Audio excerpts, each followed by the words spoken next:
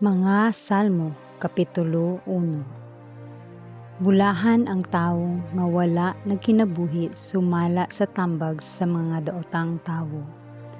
Wala nagsunod sa ginabuhat sa mga makasasala, ug wala nakig-uban sa mga bugal-bugalon. Kundili nalipay siya sa pagsunod sa mga katudloan nga gikan sa Ginoo. Ug nagpamalandong siya niini adlaw ug gabii. Sama siya sa kahoy nga gitanom sa daplin sa sapa, nga mamunga sa panahon sa tingbunga, ug dili malaya ang mga dahon, ug ang tanan niyang buhaton magmalampuson.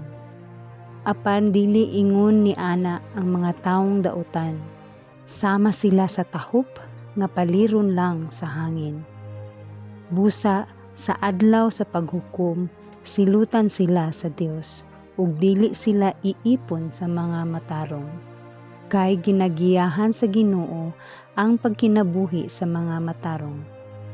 Apan ang pagkinabuhi sa mga daotan maghatod kanila ngadto sa kalaglagan.